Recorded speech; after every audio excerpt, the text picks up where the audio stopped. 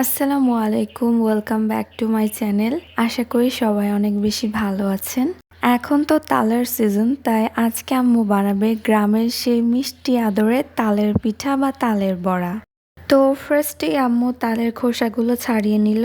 দেন এইরকম একটা বড় থালার মধ্যে অল্প একটু পানি নিয়ে তালগুলাকে এইভাবে চটকিয়ে তালের রসগুলা বের করে নিচ্ছে। আর এইবার বড় একটা গামলা রেখে এর উপর এইরকম একটা ঝাঁকা দিয়ে তালগুলাকে এইভাবে ঘষে ঘষে তালের রসগুলাকে বের করে নিচ্ছে, ঠিক এইভাবে।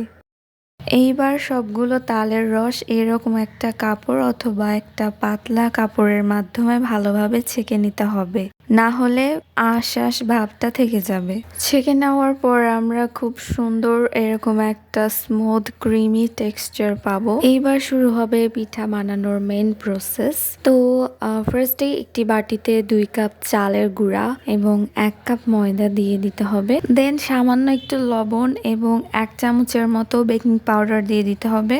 আর এইবার এর মধ্যে কিছুটা তালের মিশ্রণ দিয়ে দিব। দেন সবগুলো ভালোভাবে মিক্স করতে থাকবো। এখানে অল্প অল্প করে তালের মিশ্রণটা অ্যাড করতে হবে। মাখতে মাখতে এরকম পর্যায়ে আসলে এখন আমরা অ্যাড করছি স্বাদ মতো চিনি। আর মিষ্টিটা টোটালি আপনাদের ওপর ডিপেন্ডেন্ট, আপনারা যেরকম মিষ্টি খান সে অনুযায়ী চিনি অ্যাড করবেন। আচ্ছা, তো মাখতে মাখতে এরকম একটা স্মুথ ব্যাটার তৈরি হয়ে গেছে। আমি এর ঘনত্বটা দেখিয়ে দিচ্ছি। তো আমাদের তালের পিঠা বা তালের বড়ার ব্যাটার রেডি। এইবার একটা ফ্রাই প্যানে পরিমাণ মতো তেল দিয়ে তেলটা গরম হয়ে আসলে এর মধ্যে আম্মু ব্যাটার থেকে এইভাবে দিয়ে দিচ্ছে। এটা আসলে বলে বোঝানো পসিবল না, আপনারা দেখলেই বুঝতে পারবেন।